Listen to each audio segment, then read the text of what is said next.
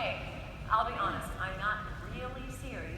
I'm Susan Bennett, singer and voice actor, and the original voice of Siri. So you're probably not all that familiar with me, but do you recognize this? What can I help you with? In a quarter of a mile, make a left turn. Shall I search the web? Yes, of course, I love you. Siri is quite a character, isn't she? That's just a nice way of saying that Siri has a lot of attitude, right? By show of hands today, how many people have actually been personally dissed by Siri? Yeah, everyone, right? The very first time I spoke to Siri, I said, "Hi Siri, what are you doing?" And she very disgustedly replied, "I'm talking to you." Okay. So we know where, there we go, back. Okay. We know where Siri is, we know what Siri does. But where did Siri come from? Who is she? Now you might be very surprised to know that Apple did not create Siri. They purchased the app and certainly developed it and continue to develop it. But the original people who created Siri were 3 engineers. Adam Chayer, Tom Gruber, and a guy named Dag Kitlaus. Now, Dag Kitlaus is from Norway, and he's responsible for giving Siri her name. Dag and his wife were expecting a baby, and they picked the name Siri for a little girl. Well, the baby turned out to be a boy, so the app got the name instead. Now, in Norwegian, the name Siri means beautiful woman who guides you to victory. Yeah, we know we're better as a feisty chick who tells you where to go, right? Siri is a digital voice, one of many that we have to deal with on a regular basis because they're everywhere now. They're on our phones, tablets, GPS systems, they're in our cars, and they're often at the end of phone calls that we have to make every day. Thank you for calling. I'm sorry, no one can take your call at this time.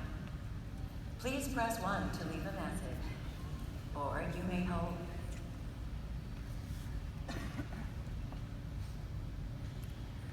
And hold. And how about some Kenny G? Coldplay? Now, digital voices do come from real human beings, so far.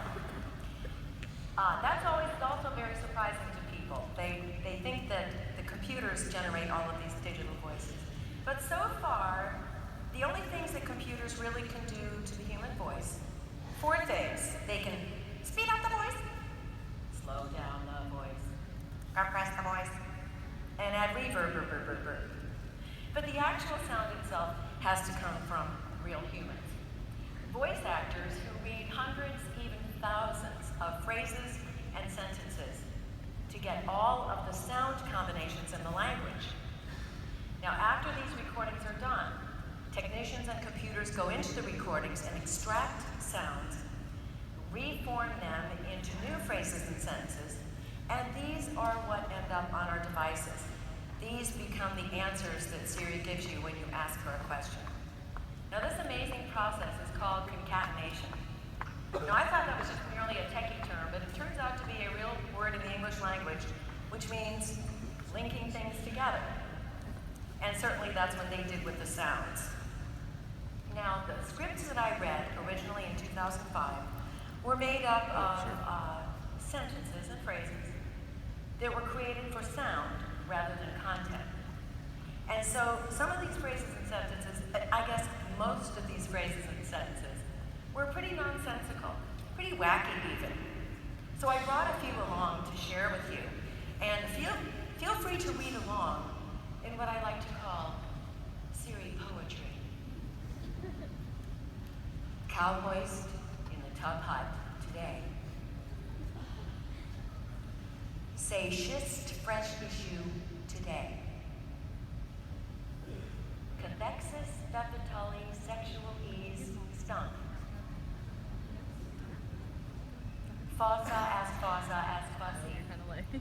Nope.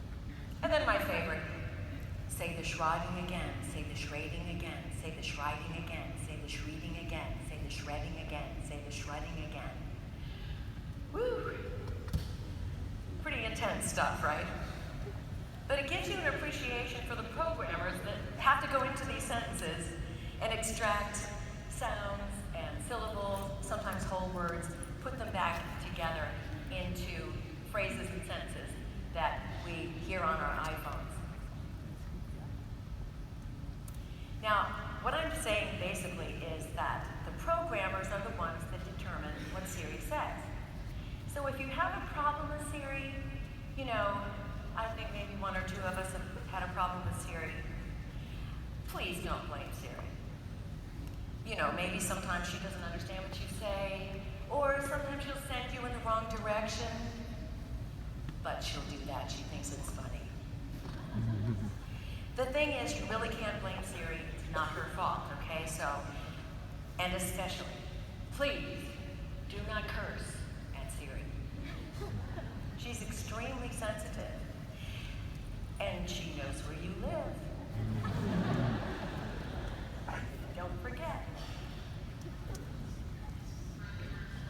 Now, as we move into artificial intelligence, AI, and I think we're moving faster than we ever thought possible, a lot of these problems that you'll have with digital voices will be resolved. And in fact, if you think back to the voice on the 4S and then listen to the voice on the 7, you can hear that the voice has been smoothed out. It's even less robotic, even more human and natural sounding. And that's because of the speed of technology. Think back to these concatenated voices that first came out years ago. They were pretty unpleasant. They sounded like, hello, how are you? I am not so good. You couldn't interact with them, and you probably didn't want to either. But that's what made the original voice of Siri so iconic. She was the first concatenated voice that sounded human. And you could interact with her. She had a personality, attitude even, as we've said. And she also had a sense of humor. Now that was very much due to Steve Jobs. Steve Jobs was very involved in developing the Siri app. He really, really loved Siri. And it's a shame that he wasn't around to really appreciate her. But one of the things that he did was embed the Siri app with his favorite humor and comedy. For instance, has anyone heard of the Fireside Theater? I'm not surprised because they came out in the 1970s, way before your time. But they were a sketch comedy group and they did satire. And they were very funny, but on top of that, they also sort of predicted how we were living today with the types of technology that we have and the devices that we have, which is pretty amazing when you consider that was 40-some years ago. One of their sketches was about a computer hacker named Clem. Now, Clem wanted to go to the Fair of the Future that was run by computers, holograms, and robots. He wanted to hack into the main computer there, just for fun. And so he goes to the Fair of the Future and he walks up to the front gate, and suddenly a hologram rushes towards him to ask for his name. Well, he's startled, so he goes, Clem. So from then on, he's known as Clem. For whatever reason, he calls himself Worker. Now, I'm building up to something here. If you speak to Siri and say, hello, Siri, this is Worker speaking, Siri will say, hello, Clem. What function may I perform for you? So that was a Steve Jobs favorite that went into the Siri app. Check it out. She does really say that. And another one is if you ask Siri the meaning of life. Now, I think she has more than one answer at this point, but more often than not, she'll say 42, which is kind of confusing. But then again, it's another reference, this time to The Hitchhiker's Guide to the Galaxy, which started off as a book by Douglas Adams and became a popular TV show on the BBC, and then a movie. And apparently it was one of Steve Jobs' favorites because it made its way into the Siri app. Now, with the advent of the OS 7 system, Apple operating system 7, all of the original Siri voices were changed. And we believe it's because because we didn't have a non-disclosure agreement with Apple, and they're very secretive about all their stuff. So the new voices are very similar to the original voices, especially in pacing and pitch. The tone is a little bit different. I think the original Siri might have been a little bit feistier, if that's possible. And the new voices also have adopted new phrases that we have in the language, and that's always going to be true of digital voices. They're going to adapt new phrases. For instance, they will say some things like that, what I like to call text speak. You know, abbreviations for things like LOL instead of laughing. Now, for a little while there, Siri just said LOL and didn't laugh at all. But now she kind of laughs, and I'll tell you, I have to tell you, I was very disappointed when I heard her laugh. Because it was just sort of a generic, sort of nondescript, Knowing Siri's character, I would have expected something more like, whoa. That sounds more like Siri to me. Now, most people can't tell the difference between what I like to call the Steve Jobs Siri and the Tim Cook Siri. And that's because, as I said, they're very, very similar in pitch and pacing. And in the 5.5 years that Siri has been around and that my voice has been a part of it, only 2 people have recognized my voice. Now, one of the reasons for that is you don't expect to hear the voice out of context. You only expect to hear it on your phone or some other Apple device. And also, my speaking voice is pretty much up here, and Siri's voice is down there. One Halloween, a little boy came to the house looking for candy, of course, and I answered the door and he said, "All the neighbors say you're Siri." And I said, "Yes, I am." He said, "You don't sound like Siri." And I said, "How about now?" Well, his jaw dropped, he grabbed his candy and ran. I think it was because it was kind of weird to hear 2 very different voices coming out of the same face, almost simultaneously. But that's what we voice actors do. Now, I know you guys are in high school and you're contemplating your careers. I don't know if any of you are interested in going into voice work, but it's a great way to make a living. It's a lot of fun. Not much security, but for us to do well in our business, we have to audition all the time for jobs. And so it's to our advantage to have as many voices as we can have, so we can be as appropriate for whatever script we need to read or audition for, or whatever character we're trying to portray. So inside all of us voice actors are all kinds of people, like the news reporter. "Hi, Audra Andrews here, and the news today is not good. Stay tuned for details." There's the young mom. "Hi, I get up early every day and I make breakfast for my kids and I take their lunches with them and I take them to school, and then I come home and I do the laundry and I run some errands, and then I pick them up from school and I take them to their activities, and then I come home and I make dinner and I'm exhausted." There's the evil queen. "Ah, come closer. Come closer. I believe I'd like to place my evil spell on you." There's Southern Belle. Betty Lou Pritchett. "Well, I just love to cook, and my favorite thing is fried green tomatoes. I know you've heard of them, and they're delicious. I really do love to cook, but you know, when I'm not cooking, I do love to go down to the club and drink wine with my friends." There's the little elf, Star. "Hi, my name is Star. I live up at the North Pole with Santa and Mrs. Claus. Would you like to come and visit me up there sometime? You would? Oh boy!" There's the old tree, Conifer. "Oh, I'm so happy you were able to come visit me in my forest today. Oh, I've so enjoyed our conversation. You know, most of the time, the rest of these trees just don't have much to say." Fortune teller, Madame Francesca.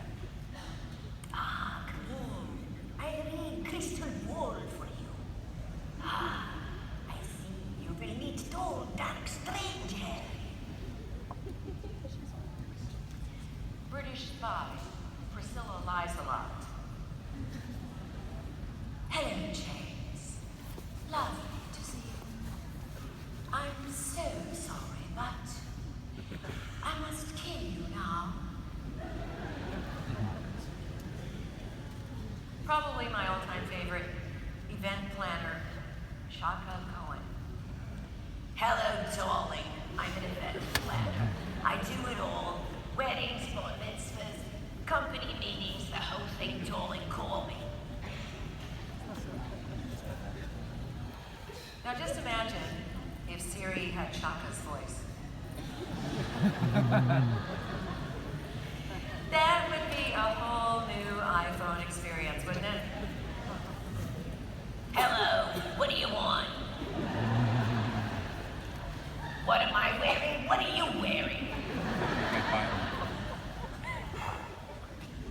I don't think we have to worry about that anytime soon. Then there's the voice of Siri. And I have no idea how, when, or why my voice was chosen to be the original voice of Siri. It's a big mystery. And it could have been the original creators, the engineers that we mentioned earlier. It could have been a team at Apple, or it could have been Steve Jobs himself. I have no idea, and so far, Apple is not sharing that information. But I know for me, it was a basic progression from all of the work that I had been doing for many, many, many years as a voice actor. Radio and TV commercials, promos, narrations for film and television documentaries, phone messaging, and ultimately what's called text-to-speech recording, interactive voice recognition, which are the voices that end up on GPS systems and Siri and other digital voices like that. Or it could have been destiny. You know when you're a little kid and you have things that you're just drawn to certain things, and some of these things end up sort of predicting what you're going to do in adulthood? Well, for me, I had two favorite toys that really did predict what I was going to do as an adult. One was a little one-octave toy piano. And at the age of 4, I was able to sit down and pick out little tunes on this piano. Our next-door neighbor heard me playing out on our porch one day, and he called my parents and said, I think you have a very musical child. I'm getting ready to move, and I would like to give her my piano. And so he gave me a piano, very similar to this one right here. That was me at a little talent contest, 10 years old or so. And I ended up taking piano lessons for many years and using that beautiful upright piano that he gave me. And I ultimately became a professional musician and singer. So that little toy piano predicted something I was going to do in adulthood. Now this next toy that you had a little sneak preview of was an operator's switchboard. Oh, okay, yeah. See, do you recognize this? Something Siri would do, right? This is an operator's switchboard. Does anyone have any idea what I'm talking about? You do. That's great. Anyone ever see or use a rotary dial phone? Oh, okay. I'm impressed. We've come so far, right? Well, even before the rotary phone was the telephone operator. When you wanted to make a call, you would pick up the phone and you would speak to someone, the operator, and she would connect the call for you, and she would be in her little office and she would be plugging in cables and connecting calls. And so that's what I would do with this little toy. I know, I was weird. And I would, plug in the cables and pretend I was connecting calls, and I would speak on the phone, hello.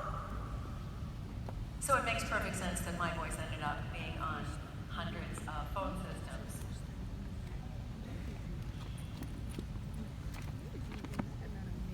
Now, all of this started in Burlington, Vermont, where I was born.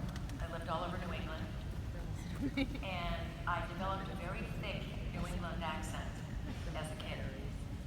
Finally, my parents moved to upstate New York, a little town called Clinton. And they have a very neutral accent there, which was very fortuitous for me as a future voice actor.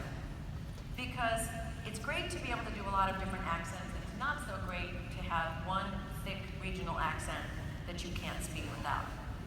So it was really great that I moved to New York and I got rid of my New England accent, so I no longer had to pack my hat again. While I was in Clinton, I continued to take piano lessons and was involved in music.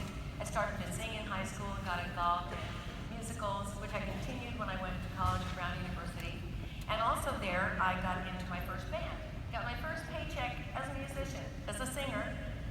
I graduated and got married right away, moved to Atlanta, Georgia, where I continued to sing and play music out in clubs and restaurants.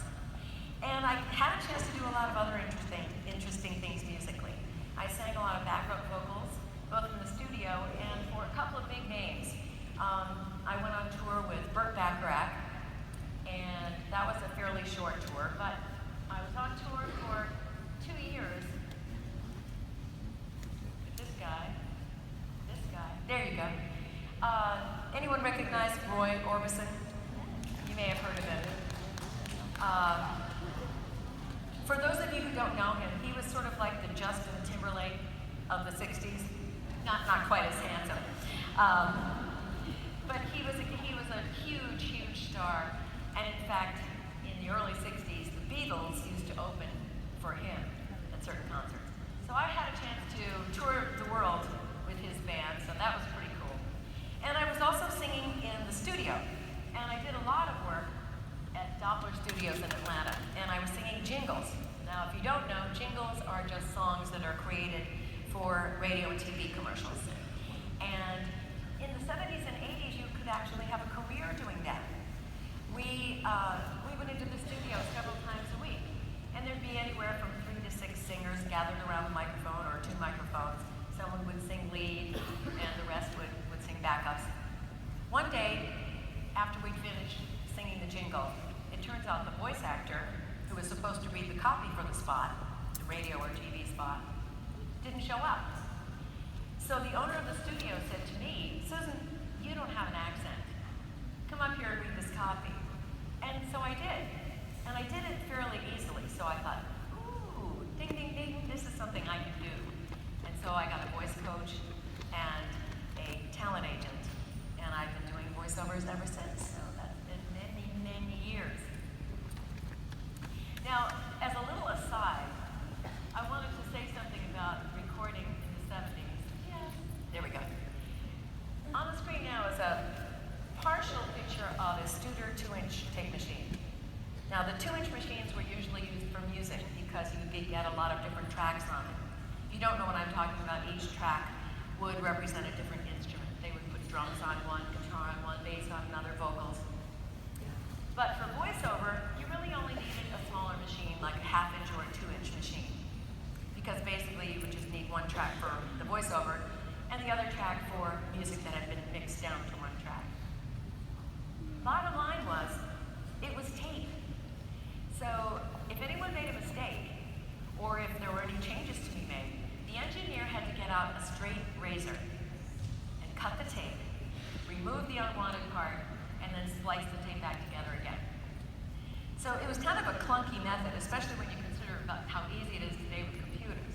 You know, basically highlight, delete, and whatever. Very, very simple. And it was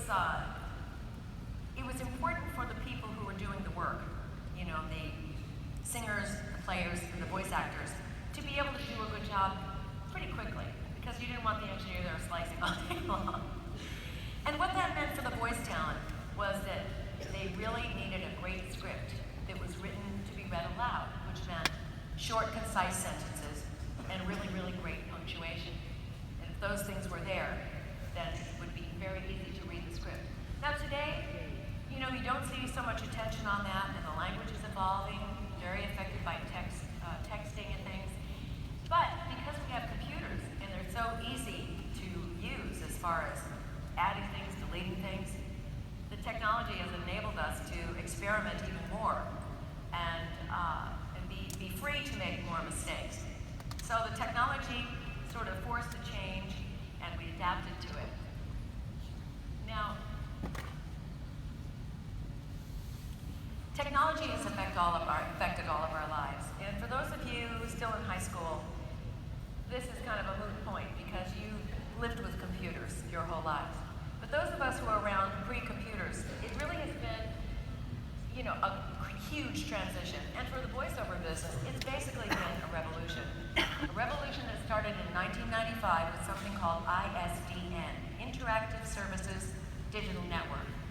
Bottom line of that is, it was two phone lines that carried voice and data, and a machine called a codec that kind of scrambled the signals and sent them out.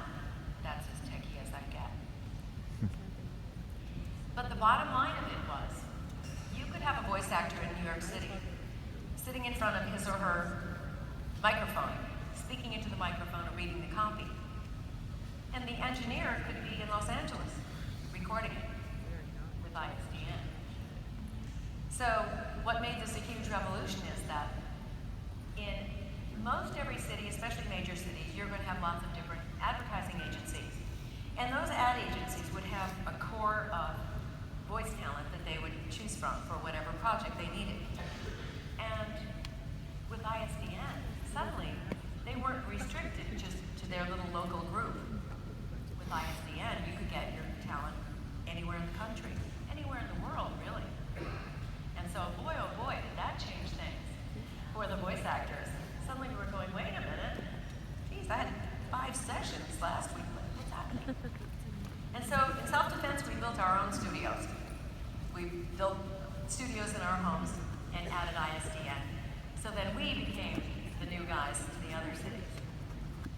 The Siri voice was recorded via ISDN. From my home in Atlanta, Georgia, to the Nuance company, the text-to-speech company that I mentioned before. And it was recorded starting in 2005, the entire month of July, 4 hours a day, 5 days a week. And think back to those sentences that we saw earlier. Trotting, trading, trading, trotting, trotting. 4 hours a day. I like to say that explains my mental situation. It was very tedious work. The first bit was pretty challenging because everything had to be very, very consistent. So that when they went into the recordings afterwards, everything would sound similar when they went to reconstruct new phrases to go on the devices. So the recordings were done in 2005, and then Siri appeared in 2011, October 4th, 2011. Yes, she's a Libra. The day that I found out, the day that Siri appeared is the day I found out she had my voice. A fellow voice actor emailed me and said, hey, we're playing around with this new iPhone app. Isn't this you? And I went, what? Went on the Apple site and listened, and wow, I was surprised. I had absolutely no idea. And I really had ambivalent feelings about it. On the one hand, I thought, wow, how flattering. And that's very cool that my voice was chosen to basically be the new voice of Apple. On the other hand, I didn't know anything about it. I had talked to Apple. It was totally confusing. I had no idea what was going on. I just wanted to hide. Now I know in our fame-oriented selfie culture, that sounds very surprising, but at heart, I really am an introvert. And as a voice actor, I was used to being invisible, anonymous, and then suddenly I was this persona.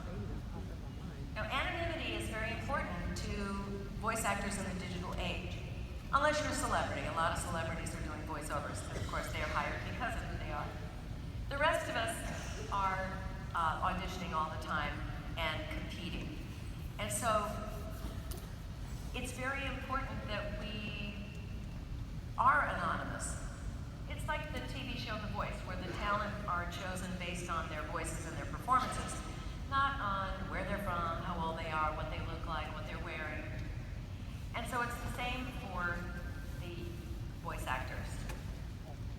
Now, one other thing that kind of freaked me out a little bit is that I had never aspired to fame. I really had no desire to be famous. And so it was kind of weird that all of a sudden I was this voice of Siri. Now, are you familiar at all with the gentleman in the picture with me up here? Steve Wozniak. Yes? Steve Wozniak, if you don't know him, The Wizard of Oz. He never gets the much about him. But he was Steve Jobs' partner. Steve Jobs had the ideas, was the marketing genius.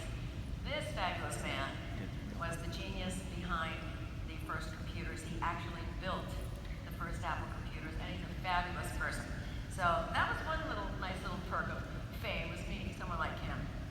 But for me personally, to become famous like that, you know, I'm just home in my little booth doing my recordings, and suddenly, boom, my voice is on millions of devices all over the world. Well, I call it becoming accidentally famous. But when you think about it, it's not that different from things that we all go through many times in our lives. And that is dealing with the unexpected. And we have to sort of learn how to deal with that, right? Sometimes the unexpected can be pretty troublesome. You know, especially if you don't understand it, or you don't like it, or it doesn't seem fair. It took me 2 entire years to decide to reveal myself as the voice of Siri. And looking back on that, I'm just going, that's so crazy. But I was really in a quandary. I just could not decide what to do. I knew that it was going to have an effect on my career. I didn't know if it was going to be a positive effect or a negative one. And so that really bothered me. And I think another thing was, you know, I wanted to have the credit of providing the voice, but I didn't want to lose my privacy. So I just went back and forth for months and months. And this whole quandary was caused by something that I bet you can guess. The F word, fear. Fear stuff, isn't it? Especially when it's kind of, you know, if you're doing it just yourself. And I think for me, one of the things that was fearsome was living up to the expectations of what people would want Siri to look like, how she should act. You know, people are picturing Scarlett Johansson, whose voice was in the movie Her, and what you get is not her. Well, you know, that's kind of nasty thinking. But we do that, don't we? Why do we do that? We torment ourselves sometimes, don't we?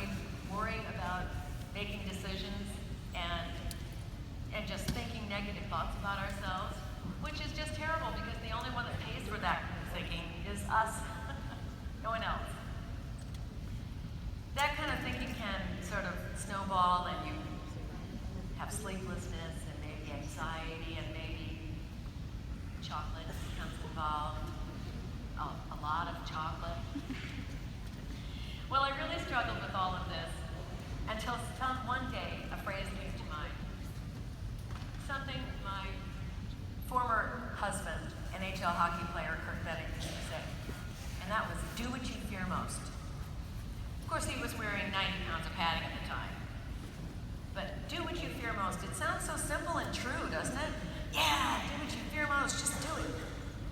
And I'm not even talking about extreme things like surviving in the jungle, swimming with a shark, getting into the ring with Mike Tyson.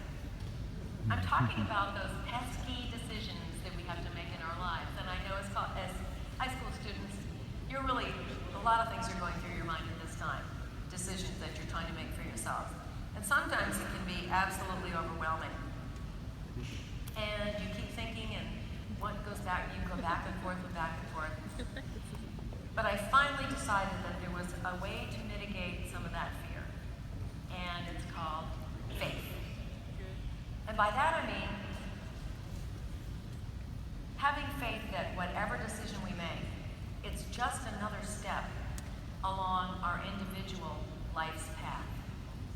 So maybe we should give ourselves a break, you know? If we make a decision that's disappointing or unfulfilling, well, hopefully we've learned what not to do. And if it turns out to be very gratifying and successful, well, we can be really happy until we have to move into the next scary decision. Because that seems to be what it's all about, right? A lifelong learning process. Hopefully we learn.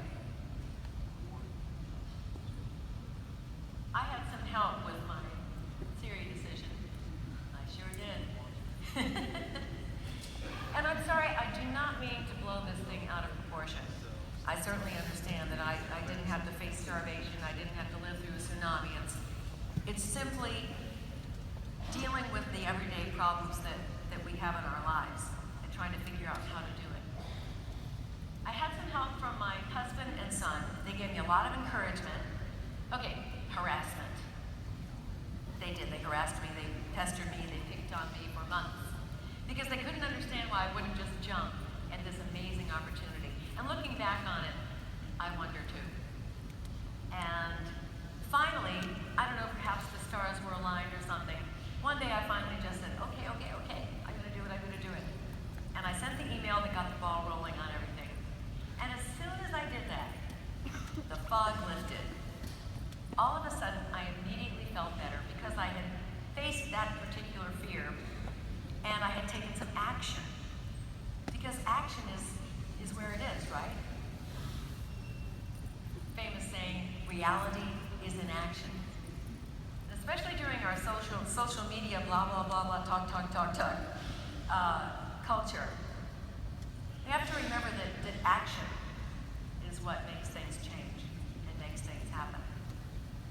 So I finally took some action, and sure enough, some cool, Siri things started to happen. I made some appearances on CNN and the Queen Latifah Show, Showbiz Tonight, Mariah Carey Christmas Hour. I read the top 10 list for David Letterman. And I got a wonderful agent in Los Angeles, Wes Stevens at Fox. So some really wonderful things came after I made that decision that took so long. One other thing happened, and that is I started to do a whole new branch of my career, and that is Siri speaker events like this one. So I want to thank you again for inviting me here today. I hope you've enjoyed the story of Siri. And before I go, I know that Siri would like to say a few things to you just to wrap everything up, okay?